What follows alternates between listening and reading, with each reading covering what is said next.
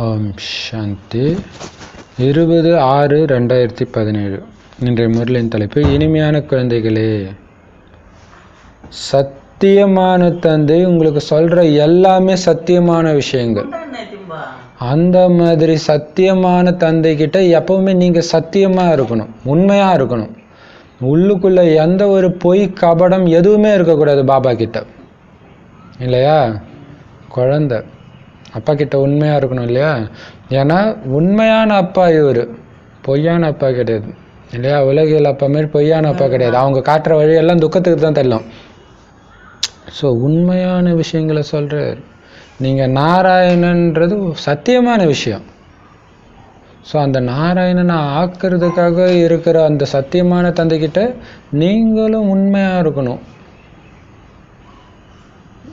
அப்படியே பாபாட்ட சொல்லிடணும், எதாக இருந்தாலும் சரி. ஒரு குழந்தை எப்படி ஸ்கூலுக்கு போயிட்டு வந்தால் அப்படியே ஒப்பிக்கும் அப்பா அம்மா கிட்ட. ஸ்கூலில் இது நடந்துச்சு மம்மி, இது நடந்துச்சு டாடி, அப்படி இப்படி அந்த மாதிரி இருக்கணும். பொய் இருக்கக்கூடாது, கபடம் இருக்கக்கூடாது. பாபா இது இப்படி அது அப்படி ஒரு அடியிலும் கேட்டு கேட்டு கேட்டு கேட்டு நடக்கணும். கேள்வி: சங்கமத்தில் குழந்தைகளாகிய நீங்கள் ஒரு வித்தியாசத்தை நல்லா தெரிஞ்சிருக்கிறீங்க. அது என்ன வித்தியாசம்? நேற்று பாபா சொன்னார், அது ஞாபகம் இருக்கா? 2 உலகங்களை பற்றி நீங்கள் நல்லா தெரிஞ்சிருக்கிறீங்க அப்படின்னு சொன்னார், இல்லையா? அதே மாதிரி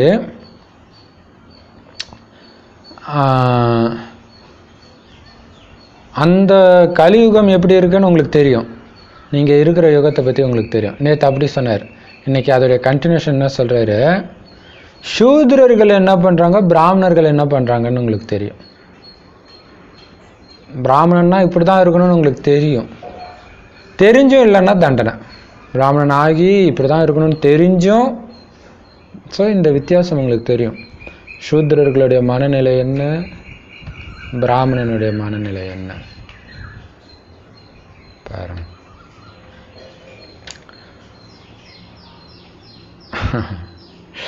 ஒரு கணவனை கொல்ல போறாங்க அப்படின்னு தெரிஞ்சா மனைவி என்ன பண்ணுவா? கன்ஃபார்மாக தெரியும், அடுத்த நொடி அவனுடைய உயிர் போகுது. என்ன பண்ணுவாங்க? சூத்ரர்கள் புலம்புவாங்க, ஜெபிப்பாங்க, இறைவனை தியானம் பண்ணுவாங்க, துடிப்பாங்க. ஆனால் சீதை சிரிச்சிட்டு இருப்பாள். ராமரை பலி கொடுக்கறதுக்காக கடத்திட்டு போயிடுவாங்க. சூரியன் அஸ்தமிக்கும்போது அப்போ அவள் சிரிச்சிட்டு இருப்பாள். அதான் பிராமண குணம். வித்தியாசம், இல்லையா? ஸோ உங்களுக்கு தெரியும் ஞான மார்க்கம்னா என்ன, பக்தி மார்க்கம்னா என்ன. பக்தி மார்க்கம்னா ஐயோ அது நடந்துடக்கூடாது அப்படின்னு இறைவன்ட்ட போய் கேட்பாங்க. ஞான மார்க்கம்னா நாடகத்தில் இருப்பது கண்டிப்பாக நடக்கும், அனைத்திலும் நன்மை இருக்கு. புலம்பிட்டா பக்தி மார்க்கம். பாபா இப்படி பண்ணிடாத பாபான்னா அது பக்தி மார்க்கம். அந்த ஸ்தூல சேனைக்கான போர்க்களம் எது, அதே நேரத்தில் நம்ம யுத்த மைதானம் எது, அதுவும் உங்களுக்கு தெரியும். அவங்க எங்கே போய் சண்டை போடுவாங்க, இல்லையா? அதுக்குன்னு சண்டை போடுறதுக்கு இடம் இருக்கும். நமக்கு எது சண்டை போடுற இடம்? ஒரு வினாடியும் சண்டை போடுற இடம்தான், இல்லையா? கர்மக்ஷேத்திரத்தில் நடக்குது. அது காரியங்கள் செய்யும்போதே மாயா வருது, பல ரூபத்தில் வருது.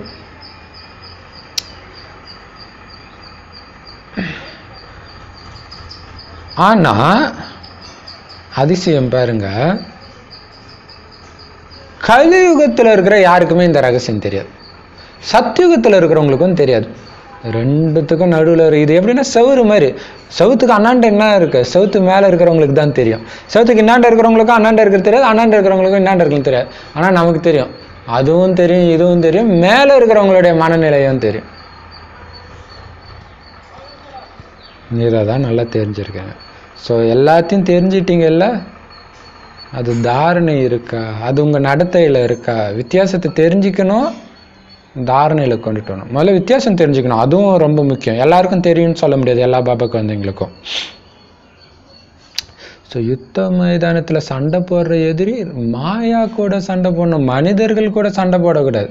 நமக்கு துக்கம் கொடுத்தாங்க ஒருத்தங்கன்னா கூட அவங்க கொடுக்கல, உள்ளுக்குள்ள ராவன் பிரவேசம் பண்ணி கொடுக்குறான், என்னை துக்கம் அடைய வைக்க ட்ரை பண்ணுறான். கொஞ்சம் சோர்ந்தாலும் அவன் ஜெயிச்சிட்டான், சிரிச்சுக்கிட்டே இருந்தீங்கன்னா அவன் தோத்துட்டான் இல்லையா? இந்த வித்தியாசம் உங்களுக்கு தெரியும், மற்றவங்களுக்கு தெரியாது. ஏன்னா அழுவுறதெல்லாம் பக்தி மார்க்கத்துடைய வேலை. ஞான மார்க்கம் சதா குஷியிலே இருக்குது. பாடல் மாதா ஓ மாதா தாயே அம்மா நாம தான் இல்லையா? ஓம் சாந்தி. இந்த மாதான்ற அந்த மகிமை யாரோட மகிமை தெரியுமா?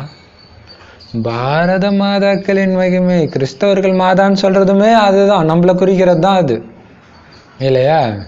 இப்போ பாபா சொல்றாரு, அதுதான் யோசிச்சு பார்க்கணும். ஏன்னா இயேசு தான் எல்லா வேலையும் பண்றாரு, ஏன் மாதாவுக்கு மகிமை? தூய்மையா இருந்தா, தூய்மையா இருந்த மாதா உண்மையிலே யாரு? எப்படி பரமபிதா பரமாத்மா சிவனுடைய மகிமை இருக்குது, அது ஒருவருடைய மகிமை. ஆனா ஒரே ஒரு மாதாவுடைய மகிமைன்னு இருக்க முடியாது. ஒரே ஒரு மாதா உலகத்தை படைக்க முடியாது. அவசியம் ஒரு சேனையே வேணும், சக்தி, சிவசக்தி சேனை. சிவசக்தி சேனைனா என்ன அர்த்தம்? சிவன் ஒருத்தர், சேனை பல. அந்த சேனையில் இருக்கிறவங்க எல்லாருமே சக்திகள். சிவசேனான்னு வச்சிருக்கிறாங்க ஒரு இயக்கம், ஆனால் அந்த சேனையில் இருக்கிறவங்க சக்திகள்னு அவங்களுக்கு தெரியல.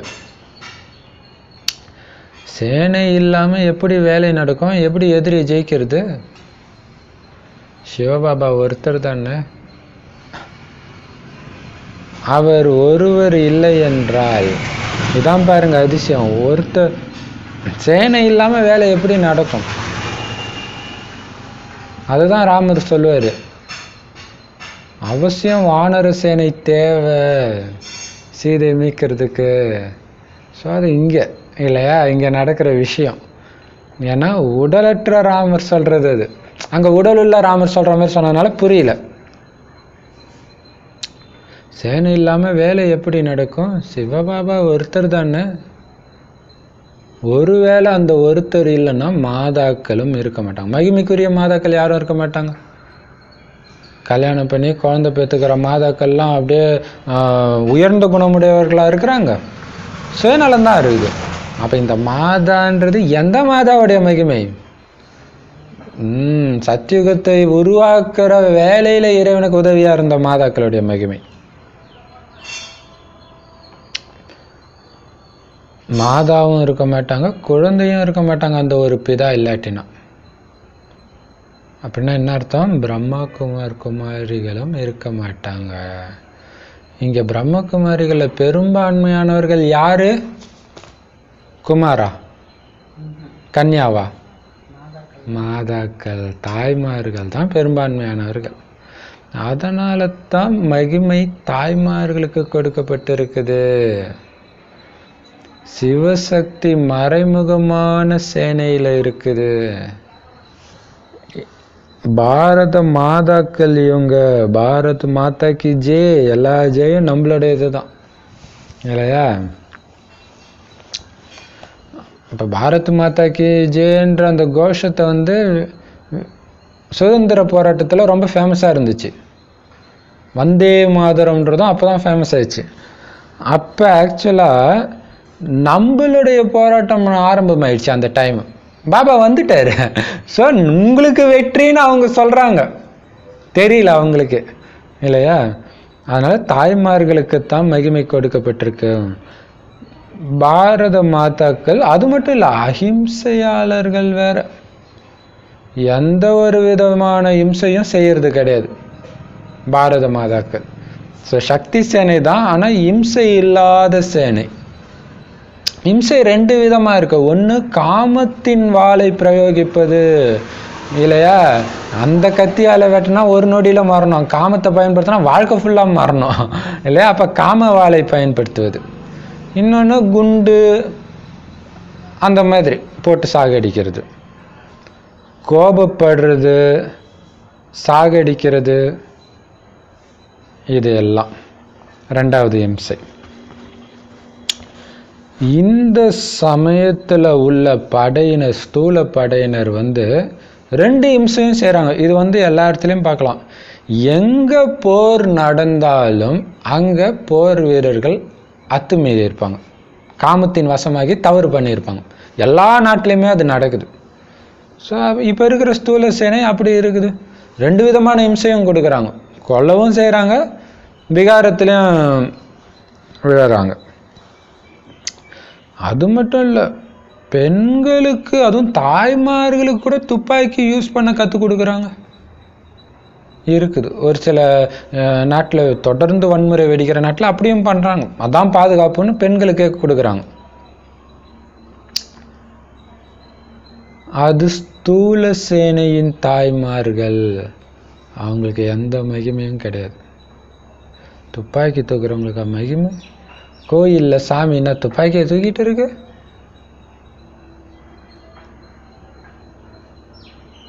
ஒரு ஃபேமஸான யோகா குரு அவர் சொல்கிறார், அந்த காலத்தில் சாமி வேலை வச்சிருந்துச்சு, இது வந்துச்சு, இப்போல்லாம் அவுடேட்டட் ஆயிடுச்சு, இப்போ சாமி கையில் உண்மையிலே துப்பாக்கி தான் கொடுக்கணும், அப்படி தான் காப்பாற்று. ஸோ அவங்க அது ஏதோ இம்சை பண்ணுறதுன்னு புரிஞ்சுக்கிறாங்க. பாவம் தெரியல. ஆனால் அவருக்கு பின்னாடி மிகப்பெரிய ஃபாலோவர்ஸ் இருக்கிறாங்க. எப்படி அவங்களுக்கு ஞானம் போகும்னு தெரியல, பார்ப்போம். சரி, பாபா சொல்றாரு, ஆனால் இங்கே மகிமைக்குரியவங்க யாரு? ஆன்மீக சேனையின் தெய்வீக சம்பிரதாயத்தின் தாய்மார்கள். உண்மையிலே ஸ்ரீகிருஷ்ணருக்கு, ராமருக்கு, எல்லாருக்கும் அம்மா நாம தான். இங்கேருந்து தானே வருது எல்லாம். தெய்வீக சம்பிரதாயத்தின் தாய்மார்கள், ராஜமாதா நீங்க தான். அவங்க பாருங்க, மிலிட்ரியும் இதுவும் கம்பேர் பண்ணி சொல்கிற வித்தியாசம். அவங்க எவ்வளோ ட்ரில்லு, எக்ஸசைஸு, என்னென்னமோ பண்ணுறாங்க, பயிற்சி. நீங்கள் ஒருபொழுதும் அந்த மைதானத்துக்கு போய் கூட இருக்க மாட்டீங்க. அவங்க ரொம்ப உழைக்கிறாங்க. அதுக்கு கம்பேர் பண்ணும்போது நமக்கு ஒன்றும் பெரிய உழைப்பு கிடையாது. உடல் ரீதியாக நமக்கு எந்த பிரச்சனையும் கிடையாது, எந்த உழைப்பும் கிடையாது. புத்திக்கு தான் எல்லாமே, இல்லையா? அந்த மைதானத்தில் போய் அவங்க ரொம்ப உழைக்கிறாங்க, ட்ரில் செய்கிறாங்க, காம விகாரத்திலையும் போகிறாங்க. கல்யாணம் செய்யாமல் இருக்கிறவங்களா இருக்கிறது ரொம்ப ரொம்ப அரிதான விஷயமா இருக்குது. அந்த மாதிரி மிலிட்ரியில் இருக்கிறவங்கள பார்க்கறது. எல்லாம் பண்ணுறாங்க, விகாரத்திலும் போயிட்டுருக்காங்க. அப்போ மிலிட்ரியில் போனால் உயிரை பணைய வச்சு தானே போகிறாங்க. ஸோ கல்யாணம் பண்ணால் நாளைக்கு அவங்களுடைய வாழ்க்கை என்ன ஆகுன்றதை பற்றி கவலைப்படாமல் கல்யாணமும் பண்ணிக்கிறாங்க. எவ்வளோ பெரிய விஷயம்! மாயா எப்படி புத்தியை கெடுக்குது பாருங்க.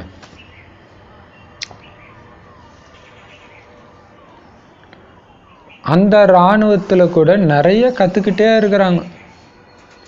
சின்ன சின்ன குழந்தைங்களுக்கெல்லாம் கூட கற்றுக் கொடுக்குறாங்க.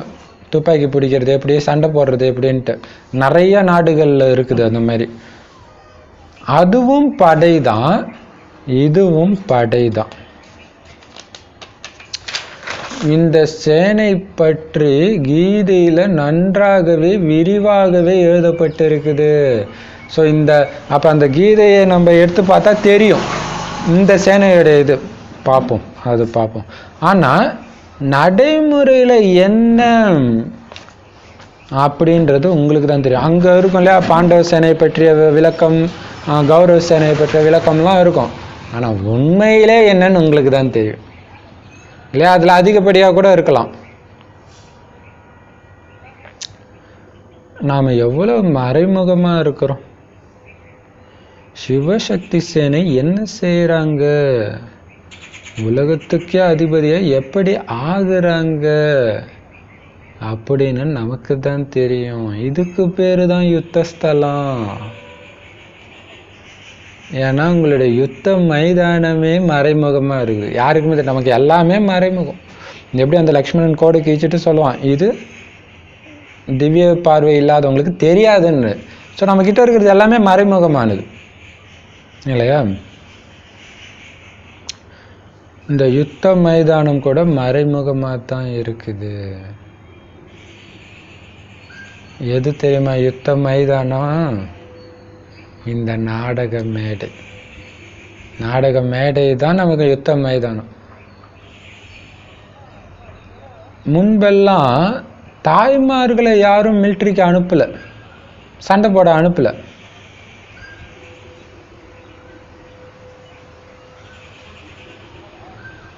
ஆனா இப்பதான் அனுப்புறாங்க. நல்லதா போச்சு. ஏன் நல்லதா போச்சு?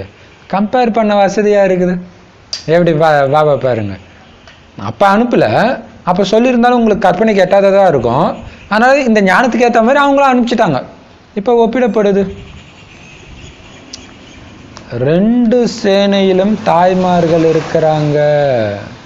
ஆனா அந்த சேனையில பெரும்பான்மையானவர்கள் ஆண்கள்.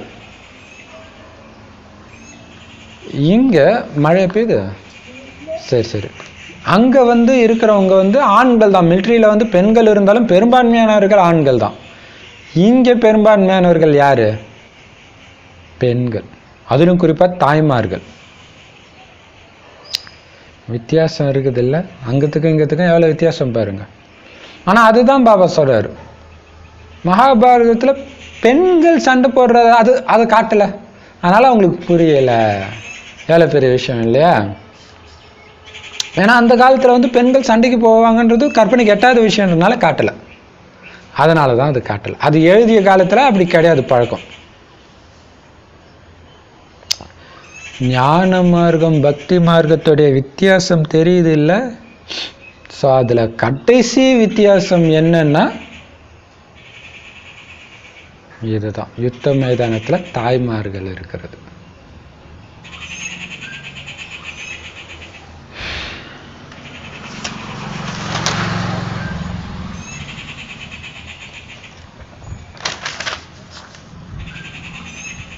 இப்போ பாபா சொல்றாரு,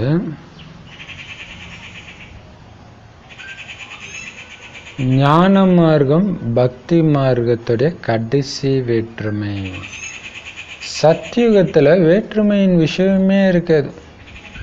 எல்லாரும் ஒரே மாதிரி இருப்பாங்க. இங்கதான் பக்தி மார்க்கமும் இருக்கு, ஞான மார்க்கமும் இருக்கு. ஸோ டிஃபரன்ஸ் தெரியுது. பாபா தான் அந்த வித்தியாசத்தை சொல்றாரு. இப்ப பாபா ஒவ்வொரு தடையும் சொல்லுவார் இல்லையா, உண்மையான வைஷ்ணவன்னா இப்படி இருப்பான், உண்மையான பிராமணன்னா இப்படி இருப்பான். அதை ஏன் சொல்றாரு? ஸோ அதுதான் உன்னுடைய லட்சியம். நீ உண்மையான சூத்திரனா இருந்துட்டு இருக்கிற. ஸோ அந்த வேற்றுமையை சொல்றாரு, மாறு. பிராமணர்கள் என்ன செய்யறாங்க, சூத்திரர்கள் என்ன செய்யறாங்க? 2 பேருமே போர்க்களத்துல தான் இருக்கிறாங்க. ஆனா சத்தியுகத்துல யாரும் எந்த விதமான போர்க்களத்திலும் இருக்க மாட்டாங்க. ஸ்தூல போர்க்களம் அப்படி ஒண்ணு இருக்கவே இருக்காது. இது எவ்வளவு பெரிய விஷயம். மிலிட்ரின்னு ஒண்ணு இருக்கவே இருக்காது.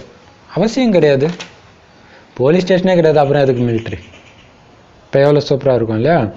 அதனால மாயாவை எதிர்த்து சண்டை போடுற அந்த போர்க்களமும் அங்க இருக்காது. ஏன்னா மாயா இருக்காது. ஸ்தூல போர்க்களமும் அங்க இருக்காது.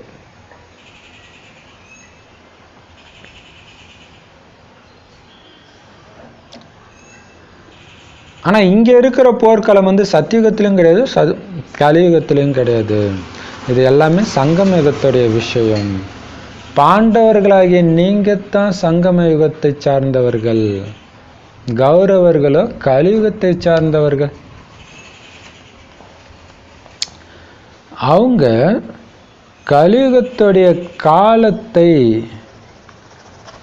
மிகவும் நீண்டதாக ஆக்கிட்டாங்க.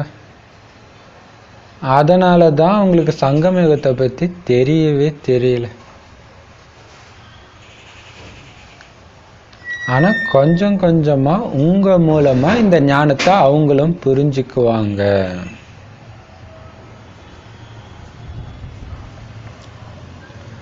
அதனால ஒரு மாதாவுடைய மகிமை மட்டும் கிடையாது. இது சக்தி சேனை. உயர்ந்ததிலும் உயர்ந்த ஒரு பகவான், உயர்ந்ததிலும் உயர்ந்தவர் ஒரு பகவான்.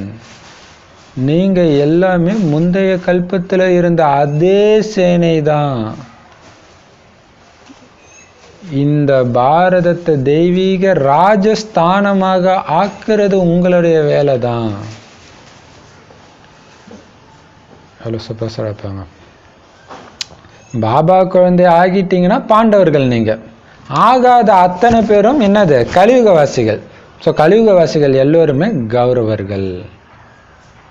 ஆனால் இங்கே நடுவில் சங்கமயுகம் ஒன்று இருக்குதுன்ற விஷயமே தெரியாத காரணத்தினால என்ன பண்ணிட்டாங்க? கலியுகத்துடைய ஆயிலே ரொம்ப நீளமாக ஆக்கிட்டாங்க. கலியுகம் முடிஞ்சோடனே அப்படியே சத்தியுகம் வந்துடுன்றாங்க. நடுவில் அந்த சேஞ்ச் ஆகிறதுக்கு சங்கமயுகம் ஒன்று இருக்குதுன்ற விஷயம் அவங்களுக்கு தெரியவே தெரியல. ஆனால் தெரிஞ்சுக்குவாங்க. இது வரைக்கும் தெரியல, தெரிஞ்சுக்கிறதுக்கு தான் இப்போ நீங்கள் குழந்தையாக இருக்கு. உங்கள் மூலமாக அவங்க தெரிஞ்சுக்குவாங்க. ஆனால் இந்த உங்கள் அப்படின்னு சொல்கிறது யாரோ ஒரு தாய்மாரை குறிக்கிற விஷயம் கிடையாது. நிறைய பேர் செய்கிற சேவை இது இல்லையா? ஸோ இதுதான் இந்த சக்தி சேனை. உயர்ந்ததிலும் உயர்ந்தவர் ஒரு பகவான் தான். அவருடைய சேனை முந்தைய கல்பத்தில் அவருக்கு உதவியாக இருந்த அதே சேனை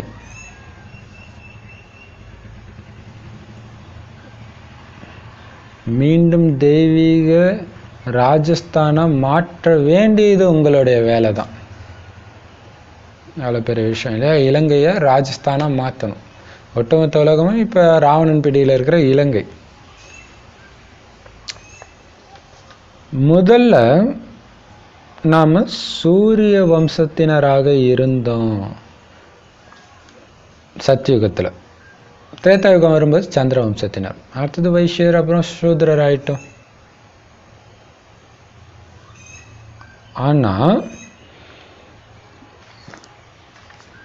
செய்யப்படுற மகிமை எந்த வம்சத்தினருக்கு? சூரிய வம்சத்தினருக்கு தான். வைஷ்யருக்கோ சத்திரருக்கோ கிடையாது. நாம் முதல்ல சூரிய வம்சத்தினராக சொர்க்கத்தில் வரணும்.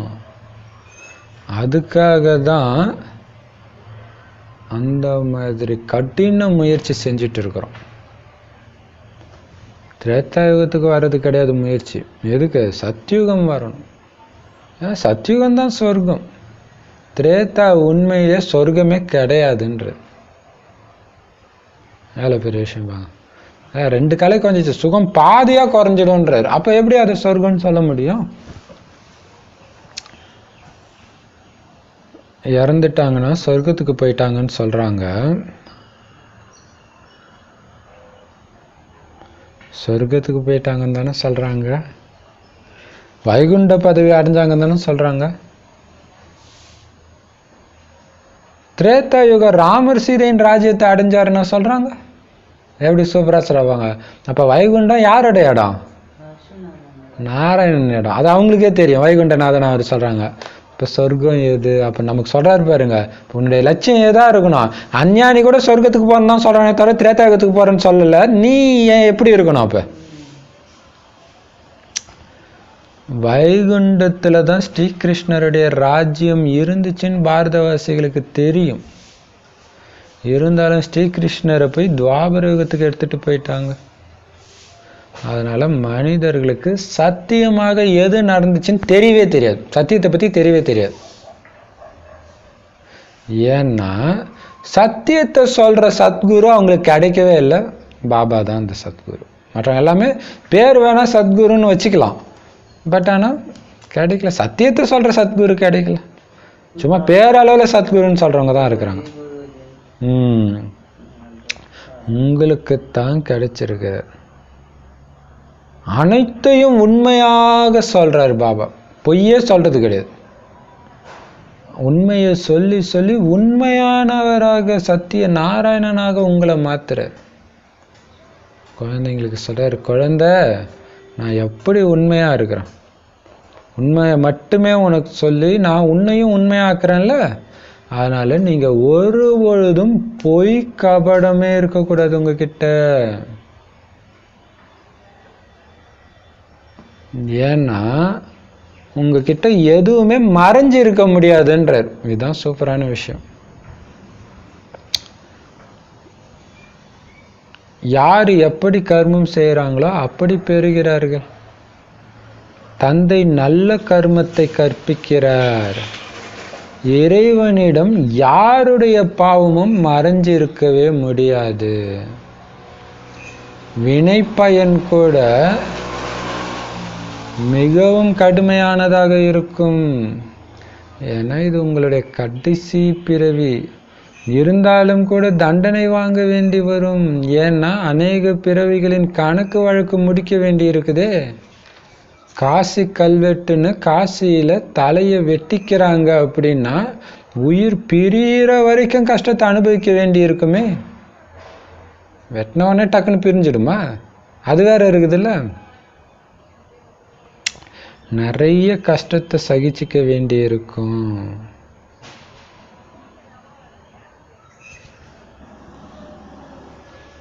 ஒன்று நோய் ஆகியவற்றின் வினைப்பயன், இன்னொன்று விகர்மங்களின் தண்டனை. அந்த நேரத்தில் உங்களால் எதுவுமே பேச முடியாது. கத்திக்கொண்டே இருப்பார்கள், ஐயோ ஐயோன்னு கதறுவாங்க. பாவ ஆத்மாக்களுக்கு இங்கேயும் தண்டனை அங்கேயும் தண்டனை கிடைக்குது. சத்யுகத்தில் பாவங்கள் ஏற்படுவதே இல்லை. அதனால நீதிமன்றமும் இருக்காது, நீதிபதிகளும் இருக்க மாட்டாங்க, கர்ப்ப சிறையின் தண்டனையும் இருக்காது. ஏன்னா அங்க கர்ப்ப மாளிகை தான் இருக்கும்.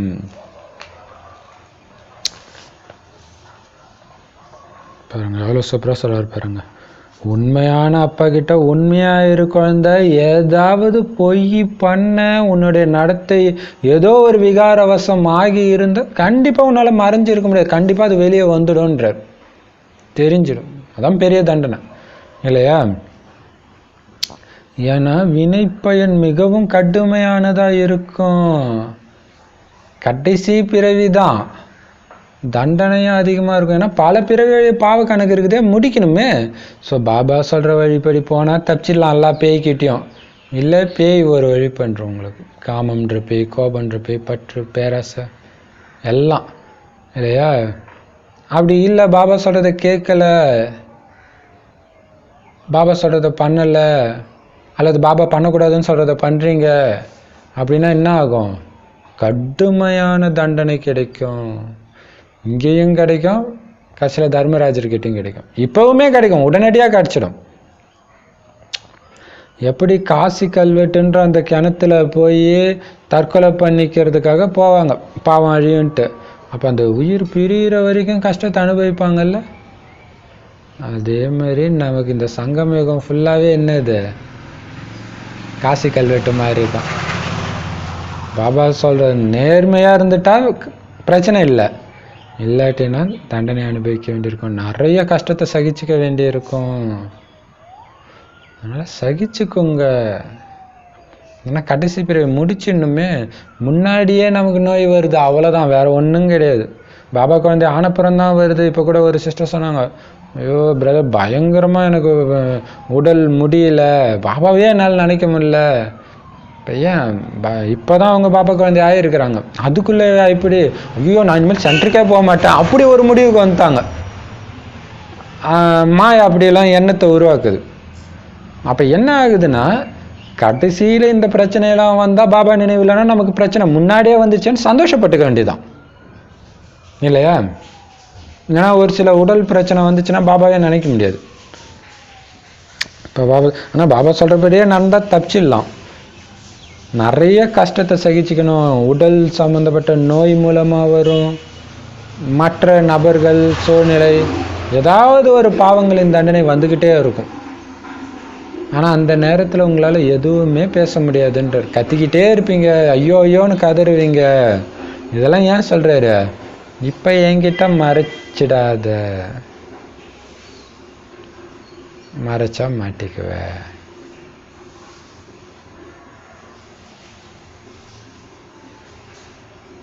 எவ்வளோ பெரிய விஷயம் இல்லை? மகாபாரதத்தில் ஒன்று வரும் தெரியுமா? கண்ணை கட்டிக்கிட்டே இருக்கிறனால திருதராஷ்டிர மனைவிக்கு வந்து சக்தி இருக்கும். அந்த கண்ணை பார்த்துட்டா வரம் கொடுக்க முடியும்ட்டு துரியோதனனை வந்து ட்ரெஸ் இல்லாமல் வந்து நில்லு, அப்போ உனக்கு வந்து நான் பார்த்துட்டேன்னா உன் உடலுக்கு எதுவுமே ஆகாது அப்படின்னும் போது அம்மா கிட்ட எப்படி இருக்கிறதுன்ட்டு அவன் ட்ரெஸ்ஸு போட்டு வரும்போது அந்த ட்ரெஸ்ஸு போட்ட இடத்துக்கு அந்த சக்தி இல்லை. அப்போ இது உண்மையான ரகசியம் என்னன்னா, அப்பா கிட்ட எதையும் மறைக்காதீங்க, மறைச்சிங்கன்னா சங்குதான்றது தான் அர்த்தம். அப்போ இந்த ஞானம் படிக்கும்போது தான் அது தெரியுது நமக்கு இல்லையா? அப்போ பின்னாடி பிரயோஜனம். அப்போ இங்கே நிர்வாணம்னா என்ன அர்த்தம்? கபடு இருக்கக்கூடாதுன்றார். ஃபுல் ஆத்ம தேக உணர்வு ஒழிச்சு வச்சுக்க மாட்டேன் அப்படின்னா என்ன? தேக உணர்வு இல்லாமல் இருங்கன்றது தான் அதோடைய அர்த்தம். தேகன்ற ஆடை இல்லாமல் இருக்கணும்ன்றது அர்த்தம். அப்படி இல்லைன்னா அங்கே ஒன்றுமே பண்ண முடியாது. ஐயோ ஐயோன்னு காதோட கட்சியில் தொடையில் வெட்டி தான் சாவான்ல. அது துரியோதனனுக்கு தானே அது. அப்போ பாருங்க, இல்லைன்னா ஐயோ ஐயோன்னு காதுருங்க, ஒன்றுமே உங்களால் பண்ண முடியாதுன்றார். ஐயோ அப்போவே நான் பாபா சொன்னதை கேட்டிருக்கலாமே அப்படின்னு துடிப்பீங்க. ஒன்றும் பண்ண முடியாது. அப்போ எங்கேயும் தண்டனை, அங்கேயும் தண்டனை, சத்தியுகத்திலையும் பதவி கீழானதாக கிடக்கும். தண்டனை தானே அது. சத்தியுகத்தில் பாவங்கள் நடக்கிறதே கிடையாது. நீதிமன்றம் இருக்காது, நீதிபதி இருக்காது, ஏன் கர்ப்பத்தில் கூட தண்டனை கிடைக்காது. அந்த மாதிரி உலகம். ஸோ இப்போ இந்த ஒரு பிறவி எல்லா தண்டனையிலிருந்தும் தப்பிக்கிறதுக்கு உஷாராக இருங்க. ஒரு அடியிலையும் அப்பா கிட்ட கேளுங்க, கேட்டு எடுத்து வைங்க. சுயமாக மனசில் வர்றதை செய்யவே செய்யாதீங்க, மாட்டிக்குவீங்க. அதோடைய நினைவு தான் ராகு காலம், யமகண்டம், டைம் பார்த்து பண்ணுறதோடைய அர்த்தம் என்ன? நான் சரியாக போயிட்டு இருக்கேன்னா செக் பண்ணுறது. அது செக் பண்ணாமல் போயிடாதீங்க. ஏன்னா சுற்றி ராகு தான் இல்லையா? ஸோ பாபா கையை பிடிச்சிட்டு போயிட்டே இருக்கணும். சத்தியுகத்தில் கர்ப்ப மாளிகை தான் இருக்கும். ஸோ தண்டனையோட கடைசி டைம் இது. அதனால எச்சரிக்கையாக இருங்க. நின்னா குத்தா நடந்தா குத்தோன்னு திடீர்னு சட்டம் தீவிரமாகிட்டே இருக்குது எல்லா உலகத்துலையும். ஆனால் பாபா சொல்ற நீங்கள் ஃபாலோ பண்ணிட்டே இருந்தீங்கன்னா இவங்க எந்த சட்டம் போட்டாலும் உங்களுக்கு பிரச்சனை இருக்காது. இல்லைன்னா பிரச்சனை தான். பாபா சொல்றாரு ஆசை வைக்காதீங்க, சேர்த்து வைக்காதீங்கன்னு. சேர்த்து வச்சாங்க, திடீர்னு காசெல்லாம் செல்லாத காசானோன்னு எவ்வளோ பெரிய தண்டனை இல்லையா? செத்து கூட போயிருப்பாங்க நிறைய பேர், நமக்கு தெரியாது இல்லையா? ஸ்ரீகிருஷ்ணர் ஆலை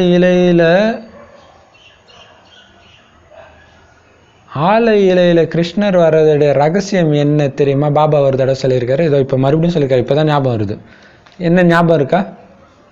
ஆலையில் கிருஷ்ணர் கால் கட்ட வரல சப்பிட்டு வர மாதிரி படம் இருக்கும்ல.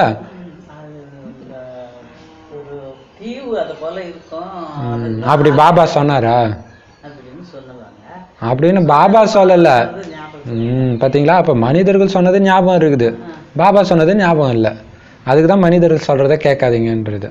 பாபா சொல்கிறாரு, கர்ப்ப மாளிகையில் ஹாயாக இருக்கிறதோடைய நினைவு தான் அது. கர்ப்பத்துடைய உருவம் மாதிரி அந்த ஆலை இலைன்னு சொல்லியிருக்காரு. ஞாபகம் இருக்கா? இப்போ மறுபடியும் அதே சொல்கிறார், ஞாபகப்படுத்துறாரு. எவ்வளோ பெரிய விஷயம் பாருங்க. இப்போ பாபா சொல்கிறாரு, அது கர்ப்ப மாளிகையின் விஷயம். அப்படியே படிக்கிறோம் பாருங்க. கர்ப்ப சிறையின் தண்டனையும் இருக்காது, அங்கே கர்ப்ப மாளிகை இருக்கும். ஆலை இலையில் கிருஷ்ணர் கட்டை விரலை சூப்பி கொண்டு வந்தார்னு காமிக்கிறாங்க. அது கர்ப்ப மாளிகையின் விஷயம். சத்தியுகத்தில் குழந்தைங்க மிகவும் ஓய்வாக பிறப்பாங்கன்னு அர்த்தம். கர்ப்பத்துக்குள்ள இருக்கிற குழந்தை ஆலையில். ஸோ ஞாபகம் வச்சுக்கோங்க, மனிதர்கள் சொன்னதெல்லாம் தயவு செய்து புத்தியிலிருந்து அழிச்சிடுங்க இல்லையா? இப்போ பாபா சொல்றாரு, முதல் இடை கடை சுகமே சுகம்தான் அங்கே இருக்கும். ஆரம்பத்துலேருந்து, ஆரம்பம்னா எங்க? கர்ப்பத்துல இருந்து. ஏன்னா பாபா சொல்றாரு 5000 வருஷம் ஸ்டார்டிங் எப்போ தெரியுமா ஆகுது? ஞாபகம் இருக்கா எப்போ ஸ்டார்ட் ஆகுதுன்னு? கர்ப்பத்துக்கு போனதுல இருந்து 5000 வருஷம் ஸ்டார்ட். ஸோ அதுதான் முதல்ல இருந்து கடைசி வரைக்கும், திரேதாயுகத்துடைய கடைசி நாள் வரைக்கும் சுகமே சுகம்தான். ஆனால் இந்த உலகத்தில் ஆரம்பத்துலேருந்து கடைசி வரைக்கும் துக்கமே துக்கம்தான். ஸோ அங்கே சொல்கிறதுக்கு இன்னொரு அர்த்தம் என்னென்னா, கர்ப்பத்தில் அதாவது சரீரத்தை விடுறதுலேருந்து விடுற வரைக்குமே சுகமே சுகம்தான். சரீரம் விடும்போது கூட குஷியாக தான் விடுவாங்க. எனக்கு புது ட்ரெஸ் கிடச்சிச்சின்ட்டு போயிடுவாங்க. ஆனால் இங்கே ஆரம்பத்துலேருந்தே துக்கம்தான், கடைசி வரைக்கும் துக்கம்தான். சரீரத்தை விட்டு போனால் கூட நிம்மதியாக இருக்க மாட்டேங்குது, சுற்றிக்கிட்டே இருக்குது இங்கே இல்லையா? இப்போ நீங்கள் சுகமான உலகத்துக்கு போகிறதுக்காக தான் படிச்சுட்டு இருக்கிறீங்க.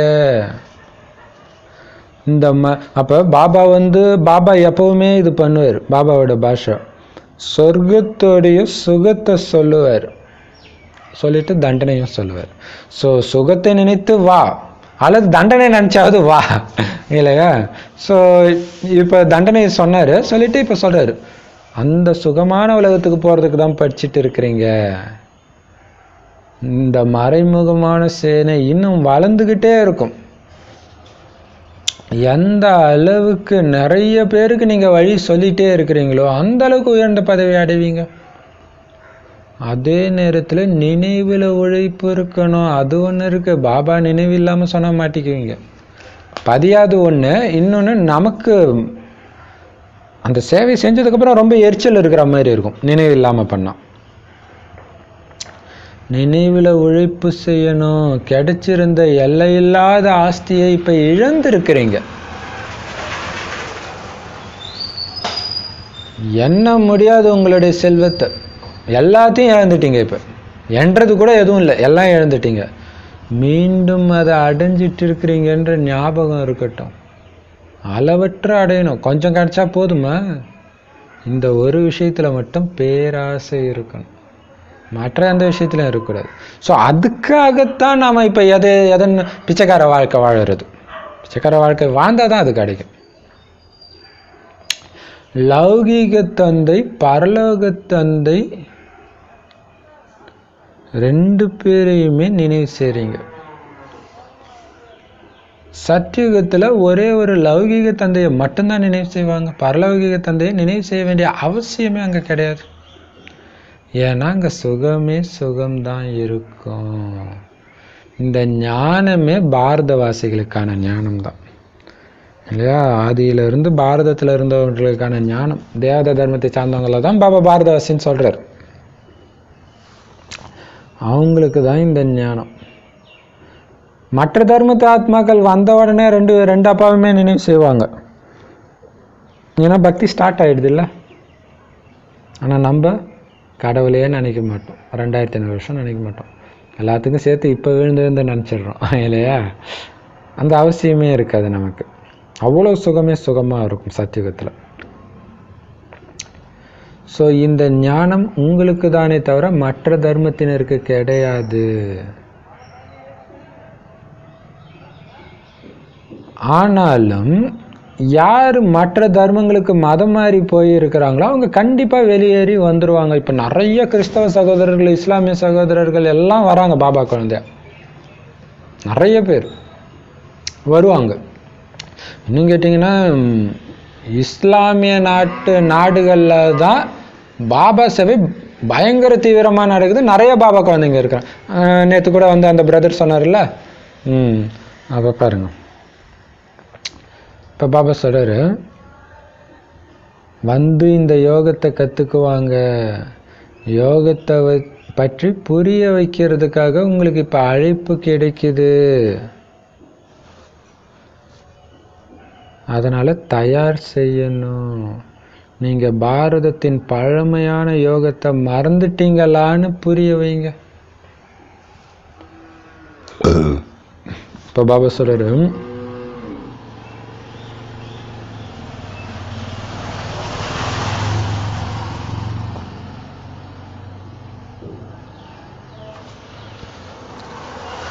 யோகத்தை கத்துக்குவாங்க. கற்றுக் கொடுக்கணும். நீங்க தானே கற்றுக் கொடுக்கணும். வாங்கன்னு அழைப்பு கொடுக்கிறாரு பாபா. சேவைக்கு வாங்க. அது ஒரு அர்த்தம். இன்னொரு அர்த்தம், யோகத்தை புரிஞ்சுக்கோங்க வாங்க அப்படின்ட்டு நாமளும் அழைப்பு கொடுக்கணும் எல்லாருக்குமே, இல்லையா? ஆனா இங்க பாபா சொல்ற யோகத்தை பத்தி புரிய வைங்கன்ட்டு உங்களுக்கு அழைப்பு கிடைக்குதுன்னு தான் சொல்றாரு. பாத்தீங்களா? அந்த பிரதர் சொன்னாரு, ஒரு பெருமாள் கோயிலும் பஜனைக்காக எங்களுக்கு அழைப்பு வருது, கூப்பிடுறாங்கன்னு. நமக்கும் வரும், கூடிய விரைவில் வரும், இல்லையா? அதனால நீங்க தயாரா இருக்கணும் குழந்தைங்களே. அவங்க கிட்ட போய் புரிய வைங்க. பாரதத்தின் பழமையான யோகத்தை மறந்துட்டீங்களா? கீதையில இருக்குது மன்மனாபவ, அதோடைய அர்த்தம் தெரியுமா? பகவான் சொல்றாருன்னு இருக்குதுல்ல. பாபா சொல்றாரு அப்படின்னு சொல்லுங்க. என்ன அதோடைய அர்த்தம்னா, நிராகார குழந்தைகளே. அவர் உண்மையிலே உடலை பார்த்து பேசல, ஆத்மாவை பார்த்து சொன்னாரு. என்ன நினைவு செஞ்சீங்கன்னா நீங்கள் என்கிட்ட வந்துடுவீங்க. இது இருக்குது. எந்த பக்தன் சிரத்தையோடு என்னையே நினைவு செய்கிறானோ அவன் என்னை அடைகிறான்ட்டு பக்தி மார்க்கத்தின் கீதையில் இருக்குது. ஸோ அதை மறந்துட்டீங்களா? அதுதாங்க யோகம். நீங்கள் எங்கேனமோ போய் கையை காலை மடக்கிறதுலாம் யோகம்னு நினச்சின்னு இருக்கிறீங்க. அந்த யோகத்தை கற்றுக் கொடுத்தவருக்கு தான் கோயில் கட்டி கும்பிட்டுட்டு இருக்கிறோம். அந்த யோகத்தை கற்றுக்கிட்டவரும் கோயில் கட்டி கும்பிட்டுட்டு இருக்கிறோம். ஆத்மாவாகிய நீங்க எப்படி இந்த உறுப்புகளின் உடலின் உறுப்புகளின் மூலமா கேட்குறீங்களோ அதே மாதிரி நானும் பிரம்ம பாபாவுடைய உடலை ஆதாரமாக எடுத்து புரிய வைக்கிறேன்.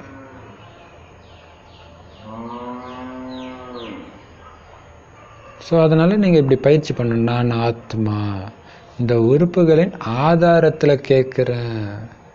ஆத்மா செவிடாகாது, அந்த உடம்பு செவிடாக இருக்கும். ஆனால் அதே ஆத்மா இன்னொரு குழந்தையா பிறக்கும்போது காது கேட்குது, கண்ணு தெரியுது இல்லையா? ஸோ உறுப்புகளின் ஆதாரத்தில் கேட்குறேன். ஸோ அந்த உறுப்பு எதன் ஆதாரத்தில் கிடைக்குது? கர்ம வினை பயனின் ஆதாரத்தில் கிடைக்குது. நான் அனைவரின் தந்தை, சர்வசக்திவான், ஞானக்கடல், சுகக்கடல்ன்ற மகிமையெல்லாம் எனக்காகத்தான் எல்லோரும் பாடுறாங்க. இந்த விஷயத்தை சொல்லுங்க. இது யாரோட மகிமைன்னு சொல்லுங்க. சிவ பரமாத்மாவுடைய மகிமையை சொல்லுங்க, ஸ்ரீ கிருஷ்ணருடைய மகிமையை சொல்லுங்க. ரெண்டுத்தையும் வித்தியாசப்படுத்தி சொல்லுங்க. ரெண்டுத்துக்கும் என்ன வித்தியாசம் சொல்லுங்க. சொல்லிட்டு இப்ப நீங்களே முடிவு பண்ணிக்கோங்க கீதையின் பகவான் யாருன்னு. கீதையில உள்ள விஷயத்தை வச்சு அதுக்கு உண்மையான அர்த்தம் என்னன்னு நாங்க சொல்லிட்டோம். இப்ப நீங்க முடிவு பண்ணுங்க யார் கீதையின் பகவான் இல்லையா?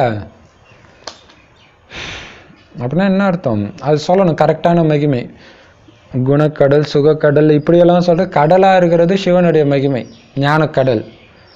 அவர் சர்வ குணங்கள் நிரம்பியவர், ஆனால் ஞானம் இருக்காது. அப்போ ஞானம் நிரம்பியவர் தானே கீதா ஞானத்தை கொடுத்துருக்க முடியும். அப்போ தீர்மானிங்க. இன்னொரு விஷயம், அந்த ஞானம் நிரம்பியவருக்கு உடல் கிடையாது. அதனால தான் பிரம்மா உடலை எடுத்திருக்காரு. பிரம்மா உடல் மூலமாக கடவுள் ஞானத்தை கொடுத்ததுடைய அடையாளமாக தான் பிரம்மா கையில் சாஸ்திரம் காட்டி இருக்கிறாங்க. கிருஷ்ணருக்கு தான் உடம்பு இருக்குது. அப்போ பிரம்மா உடல் வழியாக தானே கீதா ஞானம் போதிக்கப்பட்டிருக்கணும். ஞானம்னாலே பிரம்மா சரஸ்வதி தானே, ரெண்டு பேர் கையில் இருக்குது. அப்போ பிரம்மா உடலுக்குள்ள யார் வந்திருப்பா? உடலே இல்லாதவர் தான் வந்திருக்க முடியும். கிருஷ்ணருக்கு தான் உடல் இருக்குது. அப்போ நீங்களே சொல்லுங்க, கீதா ஞானத்தை யார் சொன்னது? பக்தியில் தவறுதலாக அதை பண்ணிட்டாங்கன்னு சொல்லுங்க. நீங்களே தீர்மானிங்க கீதையின் பகவான் யாருன்ட்டு. ஏன்னா இது பலத்த விஷயம், சாதாரண விஷயம் கிடையாது. இதுல தான் எல்லாமே இருக்குதுன்றாரு. எப்படி ஜெகோவின் சாட்சிகள் இயேசு கடவுள் கிடையாதுன்றது தான் அவங்களுக்கு மெயின். அதை அவங்க தைரியமா சொல்றாங்க. ஸோ அது மாதிரி இதுல தான் இருக்குது வெற்றி. ஸோ அந்த மதத்தை சார்ந்தவங்களுக்கு அதுவும் பாபாவுடைய ஒரு வழி தான். அதாவது என்னது, பாபாவுடைய ஒரு ஏற்பாடு தான். ஏன்னா முதல்ல இயேசு கடவுள் இல்லைன்றது அவங்க புத்தியில் போயிடுச்சுன்னா அடுத்தது யார் அந்த கடவுள் தேட ஆரம்பிச்சிருவாங்க. அப்போ நம்ம சொல்லும்போது போயிடும். அவங்க தீவிரமாக நம்புறாங்க, உலகம் ஃபுல்லாக நாங்கள் இதை நம்ப வைக்கிறோன்ட்டு. நமக்கு இருக்காது. இப்போ பாபா சொல்றாரு, இதை பற்றி நீங்கள் புரிய வைக்கணும். அவங்க கிட்ட சொல்லுங்க, நாங்கள் அதிகமான நேரம் எடுத்துக்க மாட்டோங்க, ஒரு நிமிஷம் கொடுத்தா கூட எங்களுக்கு போதும். எப்படி சூப்பர் இல்லை? ஏதோ ஒரு ஃபங்க்ஷன் நடக்குது, கோயில் ஃபங்க்ஷன், அப்படிலாம் கூட உங்களுக்கு ஒரு நிமிஷம் மட்டும் கொடுங்க, அந்த யோகத்தை கொடுங்க. எங்களுக்கு அதிக நேரமே எடுத்துக்க மாட்டோம். ஆனால் அவங்க சொல்கிற டைம்குள்ளே கரெக்டாக முடிச்சுட்டு வந்துடணும். அவங்களே தாங்க அதுக்குள்ளே முடிச்சிட்டிங்கன்னு கேட்குற அளவுக்கு டக்குன்னு முடிச்சுட்டு வந்துடுங்க. மற்ற விஷயங்களை நீங்கள் நோட்டீஸ் அடித்து அதை கொடுத்துடலாம் இல்லையா? அது ஓகே. இப்போ பாபா சொல்கிறாரு, பகவான் கூறுகிறார், மன்மனாபவ, என் ஒருவனை நினைவு செய்யுங்கள், அப்பதான் சொர்க்கத்தின் ஆஸ்தி கிடைக்கும் அப்படின்னு சொன்னது யார் அப்படின்னு கேளுங்க. கீதையில இருக்குது, என் ஒருவனை நினைவு செய்யுங்க, மன்மனாபவன் மாமேக்கம் யாது கரோன்னு இருக்குது. யார் சொன்னா? நிராகார பரமாத்மா பிரம்மாவின் உடல் மூலமாக பிராமண குழந்தைங்களுக்கு சொன்னாரு.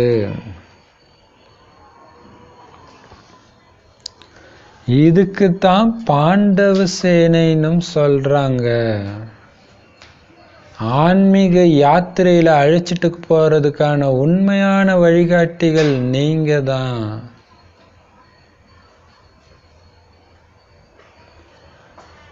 பாபா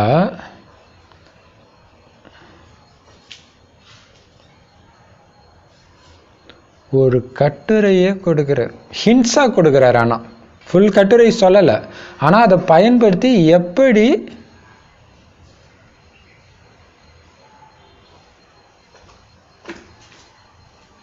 சீரியதாக ஆக்கி புரிய வைக்கணும்ன்றத பத்தி குழந்தைங்க சிந்தனை செய்யணும். சீரியதாகன்னு போட்டிருக்கு, சிறியதாக கூட இருக்கலாம். இல்ல, சீரியன்னு அர்த்தம் இருக்குல்ல, சிறப்பானதாக. அதை நீங்க தான் சிந்தனை செய்யணும். பாபா சொல்றதெல்லாம் டக் டக் டக் நோட்ஸ் எடுக்கணும், எடுத்து இல்லையா சிந்தனை செய்யணும். பாபாவை நினைவு செஞ்சாதான் முக்தி, ஜீவன்.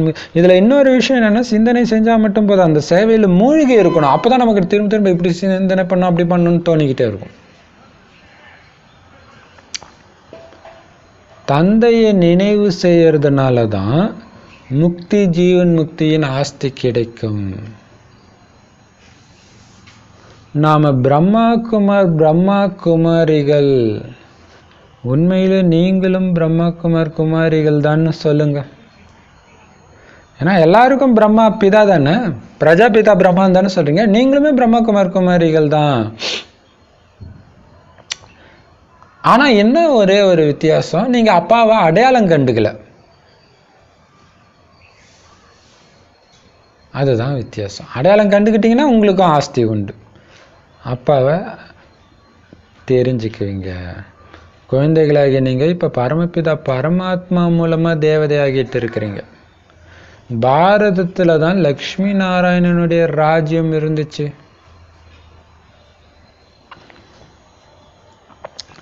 சிறிய சிறிய குழந்தைகள் முழங்கும் குரலில் பெரிய பெரிய சபைகளில் புரிய வைத்தார்கள் என்றால் எவ்வளவு தாக்கம் ஏற்படும். சும்மா ஒன்றும் இல்லாத விஷயத்தெல்லாம் குழந்தைங்கள வச்சு பெருசா பேச வச்சு அது அப்படியே வைரல் ஆகிட்டே இருக்குது. அந்த வீடியோலாம் அப்படியே நல்லா முழங்குற குரல்ல, சிம்ம குரல்ல ஒரு சின்ன சின்ன குழந்தை பேசினா எந்த அளவுக்கு தாக்கத்தை, பிரபாவத்தை ஏற்படுத்தும். சின்ன சின்ன குழந்தைங்க தயாராகுங்க சொல்றாரு இல்லையா, அதுல இருக்குது, ரகசியம் இருக்குது. எவ்வளவோ தாதிங்க பெரியவங்க பயங்கர ஞானம் தெரிஞ்சவங்களாம் இருக்கிறாங்க தான். ஏன் சிவானி சிஸ்டர் அனுப்புறாங்க இல்லையா? அந்த ஒரு 20 வயசு அந்த வயசு இருக்கிற மாதிரியா அவங்க இந்த சேவை ஆரம்பிச்சிருக்கிறாங்க. 20-25 தான் இருக்கும் ஃபர்ஸ்ட் அவங்க அந்த ப்ரோக்ராம்லாம் பண்ணும்போது பார்த்தா. ஏன்னா அதோடைய தாக்கம் அதிகமாக இருக்கும். ஜென்ரலாக மதம் சார்ந்த ஆன்மீக சொற்பொழிவு எல்லாமே யார் பண்ணுவா? 70-80 வயசுக்கு மேலே இருக்கிறவங்க தான் பண்ணுவாங்க. அப்போ தாக்கம் ஏற்படும். அப்போ அவங்க புரிஞ்சுக்குவாங்க, இவங்க கிட்ட ஞானம் இருக்குது, இவங்க தான் பகவானை அடையிறதுக்கான உண்மையான வழியை சொல்றாங்கன்னு புரிஞ்சுக்குவாங்க. பாபா சொல்றாரு. ஸோ அதனால பண்ணுங்க, சேவை செய்யுங்க. சின்ன சின்ன குழந்தைங்கள்லாம் தயாராகுங்க. அப்போ இவங்க கிட்ட சத்தியம் இருக்குது, அதனால தான் புரிய வைக்கிறாங்க, புரிஞ்சுக்குவாங்க இல்லையா? இவங்க தான் உண்மையிலே பகவான் அடையிறதுக்கான வழியை சொல்றாங்க. ஹே ஆத்மாக்களே, என்ன நினைவு செஞ்சீங்கன்னா உங்களுடைய பாவங்கள் அழிஞ்சிடும்னு நிராகார பரமாத்மா தான் சொல்றாரு. ஆனா தவறுதலாக கிருஷ்ணர் சொன்னதாக போட்டதுனால எப்படி நினைவு செய்யறது இல்லையா?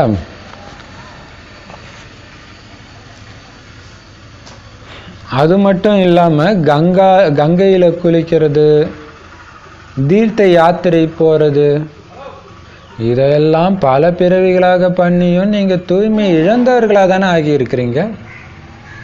ஜென்ம ஜென்மா தூய்மை இழந்துதான் வந்திருக்கிறீங்க. பாரதத்தினுடையது தான் ஏறும் கலை, இறங்கும் கலை. ரெண்டுமே பாரதத்துக்கு தான். படிக்கட்டெல்லாம் எங்க வேற எந்த மதத்திலேயாவது சாமிக்கு படிக்கட்டு கொடுத்துருக்குறாங்களா? ஐயப்பனுக்கு கொடுத்துருக்குறாங்க. ஸோ ஐயப்பன்றது யார்? பாரதவாசிகள். உங்களுக்கு தான் ஏறும் கலை இறங்கும் கலை. தூய்மை ஆயிடணும்னு என்னமோ பண்ணீங்க, ஆனால் முடியல, இறங்கி தான் வந்தீங்க. ஸோ பாபா தான் வந்து ராஜயோகத்தை கற்பித்து ஏறும் கலையில் அழைச்சிட்டு போறாரு. அதாவது சொர்க்கத்துக்கே அதிபதி ஆக்குறார். அப்போ பார்த்தீங்கன்னா கிருஷ்ணர் மேல இருந்து இப்படி வான் கூப்பிட்ற மாதிரி இருக்கும். அந்த படம் கரெக்டு தான் இல்லையா? பக்தியில அப்படி வச்சிருப்பாங்க.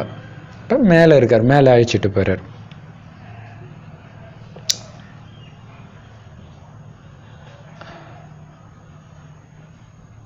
பாபா ராஜயோகத்தை கற்பித்து மேலே ஏத்துறாரு. ஆனா இந்த மாயை ராவணன் என்ன பண்றான்? நரகத்துக்கு அதிபதி ஆக்கிடுறான். அப்படின்னா என்ன அர்த்தம்? இறங்கும் கலை இல்லையா? அதை பார்த்தீங்கன்னா பக்தியில பாதாள உலகம்னுவாங்க இல்லையா? நரகத்தை குறிக்கிறது அது. ஏன்னா நரகத்துக்கு அதிபதி ஆக்கிடுறான். ஸோ உயர்ந்த அப்படின்றதுக்கு உயர்ந்த ஒரு உலகம்ன்றதுனால மேலே காட்டி விட்டாங்க சொர்க்கத்தை. கீழான உலகம்ன்றதுனால பூமிக்கு அடியிலன்னு காட்டிட்டாங்க. அப்ப எது இறங்கும் கலையில எடுத்துட்டு வந்துச்சு? ராவணன் வழிபடி போனதுனால. அதனால இப்ப யார் வழிபடி போகணும்? பல பிறவிகளை ராவணனை நம்பி மன வழிபடி நடந்ததுனால கொஞ்சம் கொஞ்சமா இறங்கும் கலை தான் ஆகிட்டு இருந்திருக்குது. ஞானம் மட்டும்தான் ஏறும் கலை. ஒருத்தருடைய கேரக்டரை மாறும்போது நீங்க புரிஞ்சுக்கலாம். நீங்க நல்லா யோசிச்சு பாருங்களா. அதாவது நம்ம பிராமண பரிவாரத்துல சில குறைகள் இருக்கலாம், இருந்தாலும் வெளி உலகத்துக்கும் நமக்கும் எவ்வளவு வித்தியாசம் இருக்கு யோசிச்சு பாருங்க. நான் இன்னைக்கு தான் யோசிச்சேன், நம்ம தொடர்புல வர எல்லா மாதாஜியும் பார்த்தா எவ்வளவு வெளி உலகத்துல இருக்கிறவங்களுக்கும் இவங்களுக்கும் கிட்ட கூட நெருங்க முடியாது. நல்லா யோசிச்சு பாருங்களா. ஒரு மாதாஜியா மைண்ட்ல வச்சு யோசிச்சு பாருங்களா. எவ்வளவு விசேஷமான குணங்கள் இல்லையா? அதுதான் ஞானம். ஞானம் அப்படி மாத்துது இல்லையா? ஞானம்னா ஏறும் கலை, பக்திங்கிறது இறங்கும் கலை. பக்திக்கு பிறகுதான் பகவான் கிடைப்பாருன்னு கரெக்டா சொல்றாங்க. ஆனா ஏன் கிடைக்கிறாரு? பக்தி கீழே இறக்கிட்டு வந்துடுச்சு, மேலே ஏறுறதுக்கான ஞானத்தை பகவான் தானே கொடுப்பாரு, அதுக்கு தான் கிடைக்கிறார். ஏன்னா அவரு தான் ஞானக்கடல். ஞான மழைய சத்குரு பொழியும் பொழுதுதான் அறியாமைன்ற இருள் அழிஞ்சு போகுது. சத்குரு பாபா வந்து இந்த மழையே சூரியனை இந்த மாதிரி வார்த்தையை யூஸ் பண்றதை வச்சுட்டு அவங்க தவறுதலாக என்ன பண்ணாங்க? மழையின் கடவுள் இந்திரன், சூரிய பகவான் இப்படி வச்சுட்டாங்க இல்லையா? ஆனா இது எல்லாம் என்னது? ஞான மழை, ஞான சூரியன். ஸோ இந்த ஞான மழையை பாபா எப்போ வந்து கொடுக்குறாரோ அப்ப அறியாமை இருள் போயிடுது. இந்த ஞான மலையில குளிச்சா அறியாமை இருள் போயிடுது. ஆனா இந்த சத்தியமான வழியை கொடுக்கக்கூடிய சத்குருவோ ஒரே ஒரு பரமபிதா பரமாத்மா தான், நிறைய பேர்லாம் கிடையாது. மகிமை சத்குருவுடையது தானே தவிர குருவினுடையது கிடையாது. இன்னைக்கு குருமார்களுடைய மகிமை நடந்துட்டு இருக்கு எங்க பார்த்தாலும். குருமார்கள் நிறைய பேர் இருக்கிறாங்க, ஆனா சத்குருவோ ஒருத்தர் தான். அவர் தான் சத்கதி அளிக்கும் வல்லல். இதுதான் பெரிய விஷயம் இல்லையா? ஒருத்தர் தான் சத்குரு. சத்கதி அவர் தான் கொடுக்க முடியும். சொர்க்கத்துக்கு அழைச்சிட்டு போறதா இருந்தாலும் சரி, முக்தி கொடுக்கறதுனாலும் சரி, அவர் தான் கொடுக்க முடியும். பத்தித்த பாவனர், லிபரேட்டர் எல்லாமே அவருடைய மகிமை தான் துக்கத்திலிருந்து விடுவிக்கிறவர், பாவத்தை தூய்மையாக்குறவர், எல்லாமே. இப்ப குழந்தைகளாகிய நீங்க பகவானு வாட்ச் கேட்குறீங்க. பகவான் வாட்ச்னா என்ன அர்த்தம்? பகவானின் மகா வாக்கியம். நீங்க தான் உண்மையிலே பகவானுடைய மகா வாக்கியத்தை கேட்குறீங்க. என் ஒருவனை நினைவு செய்தால் ஆத்மாக்களாகிய நீங்க சாந்தி தாமம் போயிடுவீங்க. அது சாந்தி தாமம். அதுக்கு அடுத்ததா உங்களுக்கு கிடைக்க போறது என்னது?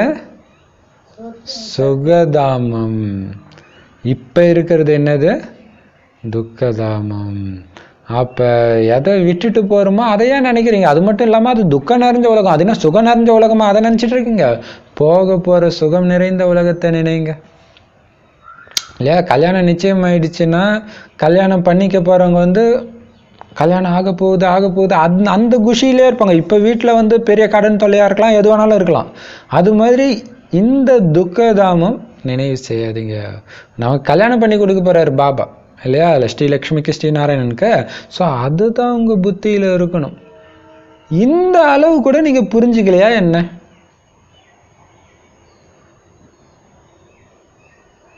எப்படி சூப்பரா சொல்றாரு பாருங்க. மற்றவர்களுக்கு புரிய வைக்க முடியலையே பாபான்னு சொல்றீங்களே, அமைதியான இடத்துக்கு போயிட்டு சுகம் நிறைந்த சொர்க்கத்துக்கு வரப்போறோம், இங்க துக்கம் இருக்குதுன்ற விஷயம் கூடவா புரியல? இதை உங்களால புரிய வைக்க முடியாதா? எவ்வளவு பெரிய விஷயம் இல்ல? தந்தை தான் இது பைபிள்ல கூட இருக்கும். இது சுகத்தின் நாட்கள் வர இருக்கின்றன, பரலோக ராஜ்யம் சமீபத்து இருக்கிறது. அதான் மெயின். அது வரப்போகுது. ஆனா அவங்க எந்த வருஷம் துல்லியமா சொல்ல, நம்ம சொல்லும்போது அவங்களுக்கு இன்னும் நிச்சய புத்தி ஏற்படும். தந்தை தான் தூய்மையற்ற உலகத்தை தூய்மையானதாக மாத்துறாரு. மனிதர்கள் மாற்ற முடியாது. அதனால மனிதர்கள் சொன்னாலும் அவங்களால டேட் சொல்ல முடியாது. ஏன்னா இது வரைக்கும் சொன்னது மனிதர்கள், இப்ப சொல்றது கடவுள். அதனால நாங்க டேட் சொல்றோம். எல்லையற்ற சுகத்தை கொடுப்பவர் எல்லையற்ற தந்தை தான் உங்களுக்கு தெரியும் தானே? எல்லையற்ற துக்கத்தை தான் ராவணன் கொடுக்கறான். அதனால அவன்தான் உங்களுடைய மிகப்பெரிய எதிரி. ராவண ராஜ்யத்தை அழுக்கான ராஜ்யம்னு ஏன் சொல்றாங்கன்னு யாருக்குமே தெரியல.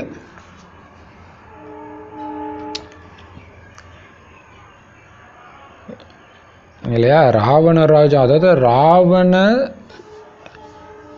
சொர்ணபுரின்றாங்க, அதையே தங்க உலகன்ற மாதிரி, இல்லையா? அப்ப அது அப்படி இருந்தும் அதை ஏன் அழுக்குன்னு சொல்றாங்க? ஏன்னா அது மாயையுடைய பகட்டு, ஒரிஜினல் கிடையாது, எல்லாமே பொய், இல்லையா?